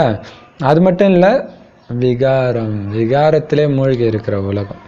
ஸோ அந்த விகாரத்தினால தான் துக்கம் வருது, அதனால தான் அது அழுக்கான உலகம்னு சொல்லப்படுதுன்னு யாருக்குமே தெரியல. ஆனா அதை ஒன்றும் இறைவன் கொடுக்கல, அது ராவணன் கொடுக்குறான். ஆனா நம்ம என்ன பண்றோம்? என்னை ஏன் இறைவா சோதிக்கிறேன்றோம். அதை நான் கொடுக்கல. இப்பதான் பாபா முழு ரகசியத்தையும் நமக்கு புரிய வைக்கிறார். ஒவ்வொருத்தருக்குள்ளேயும் இந்த 5 விகாரங்கள் பிரவேசமாகி இருக்குது, இல்லையா? காமம், கோபம், பற்று, பேராசை, அகங்காரன்ற இந்த 5 விகாரங்கள் பிரவேசமாகாதவங்களே இல்லை, எல்லாருக்குள்ளேயும் இருக்கு. அதனாலதான் 10 தலையுடைய ராவணனை உருவாக்குறாங்க. ஆனா இந்த விஷயங்களை வித்வான்கள், எவ்வளவு வேதங்களை படித்த வித்வான்களும் பண்டிதர்களும் தெரிஞ்சுக்காம தான் இருக்கிறாங்க. ராமராஜ்யம் எப்பொழுதிலிருந்து எப்பொழுது வரை நடக்குது பாபா புரிய வச்சிருக்கிறார். மற்றவங்களுக்கு தெரியாது எப்ப நடந்துச்சு, எத்தனை வருஷத்துக்கு முன்னாடி இருந்துச்சு, எத்தனை வருஷம் முன்னாடி வரைக்கும் இருந்தது. ராவணன் பாரதத்தின் எல்லை இல்லாத எதிரி. ராமாயணத்துல பாத்தீங்கன்னா ராமர் ஒரு தடவை சொல்லுவார், நான் என் மனைவிக்காக உன்னோட போர் தொடுக்கல, பாரதத்தின் நன்மைக்காக உன்னை அழிக்கிறேன்னு வரும், இல்லையா? இப்ப பாபா சொல்றாரு, ஏன்னா பாரதத்தின் எதிரி அவன். எந்த அளவுக்கு சத்கதியில இருந்த பாரதத்தை துர்கதியில தள்ளி இருக்கிறான் பாருங்க. பாரதம் சொர்க்கமா இருந்துச்சு, அதையே மறக்கடிச்சிட்டான் அந்த ராவணன். ஃபேமஸா என் பையன் ஃபாரின்ல வேலை செய்யறான் பெருமையா சொல்லிக்கிறாங்க. அட பாவி, சொர்க்கமா இருந்துச்சு இது, அதெல்லாம் ஒண்ணுமே கிடையாது. சொர்க்கமா இந்த பாரதம் இருந்துச்சு, அதை மறந்துட்டோம். ஸோ அப்படி ஆக்கிட்டான் பாரதத்தை. அதனால அவன் தான் எல்லையற்ற எதிரி. குழந்தைகளே, தந்தையை நினைவு செய்யுங்க. அப்பாவுடைய ஸ்ரீமத் இது. உங்களுக்கு அப்பா என்ன கொடுக்குறாரு? ஆ 2 பாடத்துல மட்டும் பக்காவா இருங்க. அப்பா ஆஸ்தி நினைவு செஞ்சுக்கிட்டே இருங்க. அப்பாவை நினைவு செய்யுங்க, ஆஸ்தியை நினைவு செய்யுங்க. நான் தான் பாபா நேற்று சொன்னாரு, என் முன்னாடி உட்காந்தா குழந்தைக்கு தானே ஆஸ்தியோடைய நினைவு வந்துடுது, அந்த போதை வந்துடுது. ஸோ என்னை நினைவு செஞ்சுக்கிட்டே இருங்க. அதுதான் நான் உங்களுக்கு கொடுக்குற வேலை, வழி, ஸ்ரீமத், மிக உயர்ந்த வழி அதுதான். அப்ப சீதை அந்த நெருப்பை தாண்டுறாங்கன்னா எதை வச்சு தாண்டுறாங்க? நினைவு. இந்த உலகத்துல உள்ள டெஸ்ட் பேப்பர் தான் இந்த அக்னி பரீட்சை. பரமபிதா பரமாத்மா சொர்க்கத்தின் ஸ்தாபனை செய்யறாரு. அவர் எதை உருவாக்குறாரு? சொர்க்கத்தை தான் உருவாக்குறாரு. நரகத்தை ராவணன் தான் உருவாக்குறான். ஆனா புரிஞ்சுக்காம என்ன பண்ணிடுறோம்? கன்ஃபியூஸ் ஆகி அவரு ஏதோ பண்றாருன்னு நினைச்சுக்கிறோம். நீங்க சொர்க்கத்தின் ஸ்தாபனை செய்யக்கூடிய தந்தையத்தான் நினைவு செய்யணும். ராவணனை ஏன் விழுந்து விழுந்து நினைவு செஞ்சுட்டு இருக்கிறீங்க? மனிதர்களை நினைவு செய்யறது என்னது? ராவணன் நினைவு செய்யறது தான். தேகத்தை நினைக்கிறது என்னது? ராவணனை நினைவு செய்யறது தான். பற்று என்னது? ராவணனை நினைவு செய்யறது தான். அப்ப சொர்க்கத்தை உருவாக்குறவரை தான் நீங்க நினைவு செய்யணும். அப்ப புரிஞ்சுக்கணும், சொர்க்கத்தை யார் உருவாக்குறா, நரகத்தை யார் உருவாக்குறா. இல்லற விவகாரத்துல தாராளமா இருங்க, இருந்துதான் ஆகணும். மேரேஜ் ஃபங்க்ஷனுக்கு போலாமா? தாராளமா போங்க. ஆனா நேரம் கிடைக்கும் பொழுதெல்லாம் தந்தையை நினைவு செய்யுங்க. எவ்வளவுதான். உங்களுக்கு எதுவுமே தடை பண்ணல, நினைவு மட்டும் தடைப்படாம பார்த்துக்கோங்க. கல்யாணத்துக்கு போங்க, எல்லாம் பண்ணுங்க, பாபா நினைவில் இருங்க. ஏன் நீங்க அங்க போய் கல்யாணத்துக்கு போய் மேடையில மைக்கு பிடிச்சி பாபாவுடைய அறிமுகம் கொடுக்கறதுக்கு வாய்ப்பு கிடைச்சா கொடுங்க, அப்படி இல்லைன்னா நோட்டீஸாவது கொடுங்க. அதுவுமே இல்லையா, நடத்தையின் மூலமா சேவை நடக்கும். அப்படி ஒயிட் அண்ட் ஒயிட்ல பேட்ஜ் குத்திட்டு அங்க போயிட்டு எல்லாரும் உங்களை பார்ப்பாங்கல்ல. ஒயிட் அண்ட் ஒயிட்ல இருந்தீங்கன்னா அது எந்த மதத்தை சார்ந்த, கன்னிகாஸ்திரி இப்படி போறாங்கன்னா நிறைய பெண்கள் போறாங்க, ஆனா கன்னிகாஸ்திரி ஒயிட் ட்ரெஸ்ல போனா டக்குன்னு திரும்பி பார்க்குறோம்ல. அப்படி போனா எல்லாருடைய பார்வையும் உங்க மேல இருக்கும். அப்ப தெய்வீக நடத்தையை வெளிப்படுத்துங்க, ஆட்டோமேட்டிக்கா அவங்க கேட்பாங்க நீங்க யாருன்ட்டு, நானும் வரணும்னு கேட்பாங்க. ஆச்சரியமா இருக்கும். சேவை செய்யுங்க. நேரம் கிடைக்கும் பொழுதெல்லாம் தந்தையை நினைவு செய்யுங்க. சரீர நிர்வாகத்துக்காக காரியம் செய்யும் பொழுது கூட உங்களுக்கு யாரோட நிச்சயதார்த்தமாகி இருக்கோ அவரை நினைவு செஞ்சுக்கிட்டே இருங்க. ஸோ இது அந்த காதலன் காதலி அந்த நினைவுல அந்த மாதிரி மயங்கி கிடக்கணும் பாபா கிட்ட.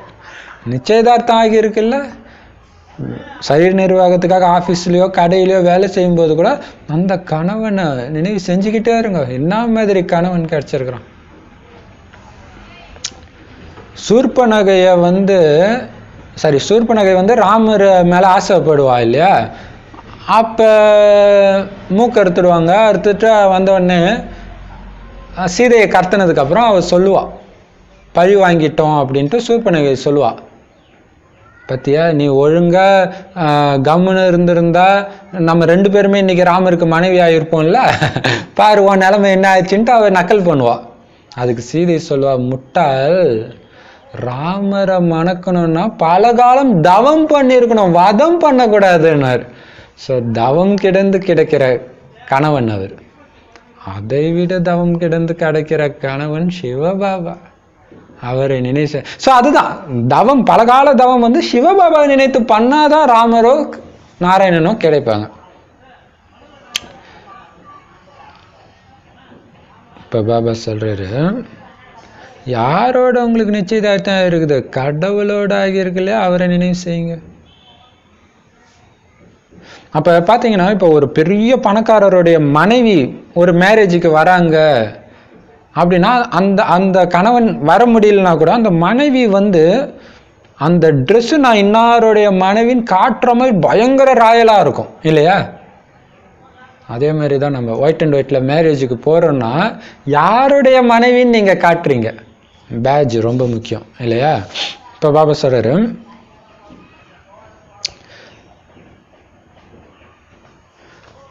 ஸோ இன்னும் போகலை கணவன் வீட்டுக்கு, எது பரந்தாமத்துக்கு போகலை. ஸோ அந்த வீட்டுக்கு போகிற வரைக்கும் எல்லா காரியங்களும் செஞ்சுக்கிட்டே இருங்க அவர் நினைவில். புத்தினால் மட்டும் எந்த காரணத்தை கொண்டு ஒரு வினாடி கூட தந்தையை மறக்காதீங்க, நல்லது. ஞாயிற்றுக்கிழமை வானிலை அதானே மெயின். ஒரு வினாடியும் ஒவ்வொரு எண்ணமும் பல கோடி வைரத்துக்கு சமம். ஒரு எண்ணம் வீணானதோ சாதாரண எண்ணம் வந்துட்டா கூட என்னது இழந்துட்டீங்கன்னு புரிஞ்சுக்கோங்க. அதான் பாபா சொல்ற, எல்லா காரியமும் பண்ணுங்க, ஏன்னா கர்மயோகம் இது, கர்ம யோகிகள் நீங்க. ஆனா புத்தியினால அப்பாவை மறக்காதீங்க எப்பவுமே, நல்லது. இனிமையிலும் இனிமையான காணாமல் போய் வெகுகாலம் கழித்து கண்டெடுக்கப்பட்ட செல்லமான குழந்தைகளுக்கு தாயும் தந்தையுமாகிய பாப்தாதாவின் அன்பு நினைவுகளும் காலை வணக்கமும். ஆன்மீக குழந்தைகளுக்கு ஆன்மீக தந்தையின் நமஸ்காரம். ஆன்மீக தாய் தந்தைக்கு ஆன்மீக குழந்தைகளின் அன்பு நினைவுகள் மற்றும் நமஸ்தே. தாரணைக்கான முக்கிய சாரம்,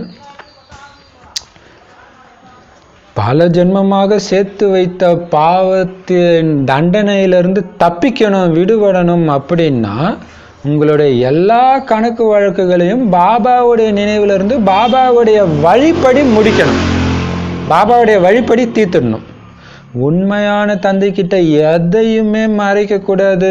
கொஞ்சம் பொய் கபடம் ஏதாவது இருந்துச்சு கடுமையான தண்டனை கிடைக்கும். அதனால எல்லாத்தையும் தியாகம் பண்ணுங்க. பொய் கபடம், ஐயோ பாபா நான் உங்க கூட பேசிட்டு இருக்கும்போது எனக்கு உன் நினைவே கட் ஆயிடுச்சு பாபா, அதை கூட சொல்லிடுங்க, டக்குன்னு சொல்லுங்க. ஐயோ நான் எவ்வளவு பெரியப்பா, இப்ப சொல்லதான் இனிமேல்ட்டு நான் உஷாரா இருக்கிறேன் பாபான்னு சொல்லுவீங்க.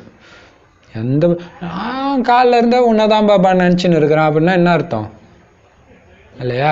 இப்போ பாபா சொல்றாரு, நிரந்தரமா நினைவு யாத்திரையில இருக்கணும், பொய்யே இருக்கக்கூடாது. எப்படி தந்தை அபகாரிகளுக்கும் உபகாரம் செய்யறாரோ அந்த மாதிரி நம்ம எல்லோருக்கும் உபகாரம் தான் செய்யணும். நமக்கு துக்கம் கொடுக்கறவங்களுக்கும் எல்லாருக்கும் அப்பாவுடைய உண்மையான அறிமுகத்தை தான் கொடுக்கணும். ஸோ அதுதான் நம்மளுடைய தொழிலே. நேற்று சொல்லியிருந்தார்களே, உங்களுடைய தொழிலே இதுதான், அப்பாவுடைய அறிமுகத்தை கொடுக்கறதுலே ஈடுபட்டிருக்கணும் சதா. ஸோ இவங்க எனக்கு பிடிச்சவங்க, ஐயோ அவனுக்கு எப்படி கொடுக்குறது, எல்லாருக்கும் கொடுங்க. ஆத்மாவை பார்த்தா போயிடும், ஆனால் அதுக்கு பயிற்சி தேவை இல்லையா? நமக்கு ரொம்ப துக்கம் கொடுத்தவங்களை பார்த்து ஆத்மா பயிற்சி பண்ணுறது கஷ்டம்தான். ஆனால் அங்கேயும் பண்ணிங்கன்னா ஏறும் கலையில் இருக்கிறீங்க. ஸோ அப்பாவுடைய உண்மையான அறிமுகத்தை கொடுக்கணும், அது ஒன்று இருக்குது, பொய்யா சொல்லிடக்கூடாது. வரதானம், சாட்சியாகி மாயையின் விளையாட்டை கேளிக்கையா நினைத்து பார்க்கக்கூடிய மாஸ்டர் படைப்பு கர்த்தா ஆகுங்கள். அதுக்கு விளக்கம், மாயா என்னதான் வண்ணங்கள் காமிக்கட்டும், கலர் கலரா வந்து உங்களை கவர்ந்து இழுக்கட்டும், ஆனா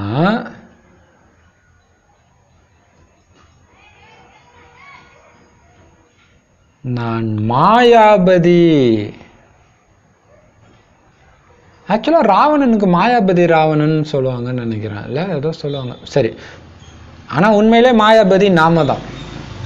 மாயையின் தலைவன் நான், மாயை என்னுடைய படைப்பு, நான் மாஸ்டர் படைப்பவன். இதே நினைவுல நீங்க எப்பவுமே இருந்தீங்கன்னா, அப்படி இதே நினைவுல இருந்து மாயோடைய விளையாட்டை பாருங்க. விளையாட்டுல மாயா கிட்டேயே தோத்துடாதீங்க, உங்களுடைய படைப்பு கிட்டே தோத்துடக்கூடாது. சாட்சியாகி கேளிக்கைன்னு கருதி பார்த்து கொண்டே இருங்க. விளையாட்டு விளையாட்டு, வா வா வா, இந்த தடவை நீ ஜெயிச்சிட்டியா, வா அடுத்த தடவை நான் எப்படி உன்னை ஜெயிக்கிறேன் பாரு. விளையாட்டா பாருங்க. அப்ப முதல் நம்பர்ல வந்துடுவீங்க. இதுல எப்படி ஜெயிக்கிறது? ஒண்ணுமே பண்ணாம ஆடாம அசையாம சிரிச்சுட்டு இருந்தீங்கன்னா ஜெயிச்சிட்டீங்க. ஐயோ என்னன்னு நினச்சிட்டிங்கன்னா தோத்துட்டீங்க. அதான் சார் விளையாட்டா பாருங்க. விளையாட்டை பார்த்தாலே ஜெயிச்சிட்டீங்கன்னு அர்த்தம். விளையாட்டா பார்க்காம சீரியஸாக பார்த்தீங்கன்னா தோத்துட்டீங்கன்னு அர்த்தம். ஸோ தோத்துடாதீங்க. நீங்கள் தான் படைப்பவன். அது படைப்பு, மாயையின் தலைவன் இல்லையா?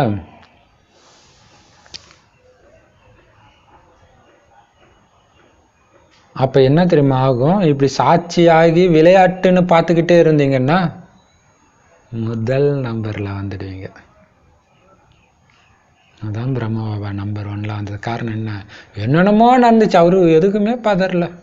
முதல் நம்பரில் வந்துடுவீங்க. அவங்களுக்கு மாயையுடைய எந்த பிரச்சனையுமே பிரச்சனைனே தோணாது. அதில் என்ன பிரச்சனை அப்படி தோணும். அதனால் எந்த கேள்வியுமே இருக்காது.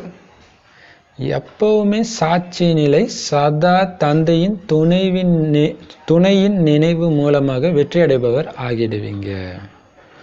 இப்போ விளையாட்டா பார்த்துட்டு இருந்தா பிரச்சனையா தெரியாது, எந்த கேள்வியும் வராது. சாட்சி நிலை ஜாலியா பார்த்துட்டு. ஸோ சாட்சி நிலையில நான் இருக்கிறேன், அதே நேரத்தில் பாபாவுடைய துணை என்கிட்ட இருக்குதுன்ற நினைவு மூலமாக. இதுதான் ரொம்ப முக்கியம். பாபாவின் துணையின் மூலமாகன்னு சொல்லலை, துணையா இருக்கிறாருன்ற அந்த நினைவு இருந்தாதான் அந்த துணையே உங்களுக்கு அனுபவமாகும். நினைவுல தான் இருக்குது. பாபா என் கூடவே இருக்கார். பாபா கூட பேசிக்கிட்டே இருந்தீங்கன்னா தான் அந்த துணை வரும். அப்ப வெற்றி அடைபவர் ஆவீங்க.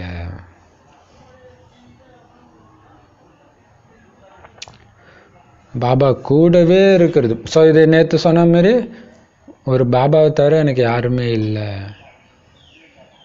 அப்படின்றது சாட்சி நிலை. அடுத்தது பாபாவுடைய ஞானத்தை மைண்டில் சுற்றிக்கிட்டே இருக்கிறீங்க. ஸோ அந்தந்த டெஸ்ட் பேப்பருக்கு ஏற்ற மாதிரி ஒரு ஞான பாயிண்ட்டை சொல்லிட்டு வெளியே வரணும். அந்த ஞான பாயிண்ட் எதுக்குன்னா உங்களை விடுவிக்கிறதுக்கு. போய் பந்தனத்தில் மாட்டிக்கூடாது, டக்குன்னு புத்தி வெளியே வந்துடும். அப்போ என்ன பண்ணுவீங்க? மேலே இருந்து சாட்சியாக பார்த்துக்கிட்டே இருப்பீங்க. அப்படி இருந்தீங்கன்னா பிரச்சனையாகவே தெரியாது. இன்னொரு விஷயம், எல்லாம் நன்மைக்கு. எதுவும் பல ரூபத்தை காட்டும். பாபா சொல்றதுல அது காகித புலின்றாரு, செத்துப்போன புலின்றாரு, செத்துப்போன எறும்புன்னு வேற சொல்லியிருக்கிறார். எறும்பு பார்த்தா பயப்படுறீங்க, அதுவும் செத்துப்போன எறும்பு. ஸோ இந்த ஞானம் மைண்டில் ஓடிக்கிட்டே இருக்கணும்.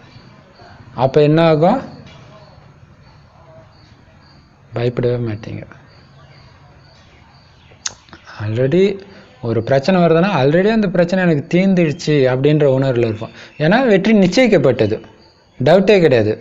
ஏன்னா நீங்கள் யார் கூட விளையாடுறீங்க? படைப்பு கூட விளையாடுறீங்க. நீங்கள் படைப்பவர், அதனால் படைப்புக்கிட்ட தோக்கக்கூடாது. நீங்கள் ஜாலியாக இருங்க. டேய் உன்னை படித்ததே நான், நீ சொல்லாங்களே, டேய் நான் பார்த்து பிறந்த குழந்தை நீன்னு எனக்கே சவால் விடுற. அந்த மாதிரி இது நான் பார்த்து பிறந்த குழந்தை இல்லை, என் குழந்தை தான் நீனு இல்லையா? குழந்தைய பார்த்து அப்பா பயப்படுவார? இன்னும் இல்லாமல் அப்பா கூடவே இருக்கணும். சாட்சி நிலை. அப்போ சாட்சி நிலை இது பார்த்தீங்கன்னா நல்லா இருக்கும். பக்தியிலலாம் பார்த்தீங்கன்னா எப்பயுமே சங்கர் கூட பார்வதி உட்காந்துக்கிட்டே இருப்பாங்க. எதா இருந்தாலும் பார்வதி கிட்ட அவர் பேசுவார், அவங்களும் பேசிட்டு இருக்கிறது தான் அவங்க வேலையே. அதுதான் ராஜயோகமே. இப்போ அவர் கூடவே இருக்கிறாருன்னும் போது கண்டிப்பாக வெற்றி நிச்சயிக்கப்பட்டது இல்லையா? ஸோ அந்த நினைவு இருந்துகிட்டே இருக்கணும். நான் பாபா கூட இருக்கிறேன், நான் இதே சிம்மாசனத்தில் இருக்கிறேன், நான் இறங்க மாட்டேன். அப்போ என்ன ஆகும்? கண்டிப்பாக வெற்றி அடைபவர் ஆகிடுவீங்க. எதுவும் பண்ணாமல் இருங்க, ஜெயிச்சிடுவீங்க. ஏதாவது பண்ணீங்கன்னா தோத்துடுவீங்க. இதுதான் பெரிய விஷயம். கடவுள் இந்த பிரச்சனையை தீர்த்துடுவாரா? நீ கம்முன்னு தீர்த்துடுவார். நீ எதுவும் பண்ணாமல் இருந்தனா தீர்த்துடுவார். எதை பண்ணனா அவர் விட்டு போயிடுவார் இல்லையா? ஸோ அதுதான் நிச்சய புத்தியின் ஆதாரம். கம்முன்னு விட்டுரும், அது தானா சால்வ் ஆகும், உங்களுக்கு சாதகமாகும்.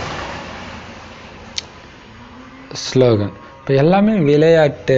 எதுக்கு இந்த விளையாட்டு? அப்படியே என்ன சொல்றது, பயங்கர ஒரு பேய் படம் மாதிரி. உள்ள ஒன்றும் கிடையாது. அது ஒரு படம் தான் தெரியும், ஜாலியாக பார்ப்பீங்களா அந்த மாதிரி பாருங்கள். அது ஒன்றுமே பண்ணாதுன்னு நல்லாவே தெரியும். ஸோ அப்படி ஜாலியாக பாருங்கள், வெற்றி அடைஞ்சிருவீங்க. ஸ்லோகன்: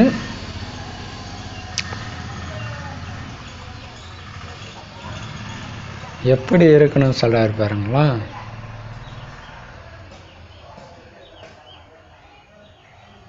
மனசு எப்பவுமே குளிர்ந்ததாக இருக்கணும். எதுவுமே நடக்கட்டும், ஆழ்ந்த அமைதி. ஒரு பாபா மட்டும் புத்தியில் இருந்தால் அப்படி இருக்கும். அதுமாதிரி புத்தி கருணை உள்ளமுடையதாக இருக்கணும். எப்பவும் கருணை கருணை கருணை.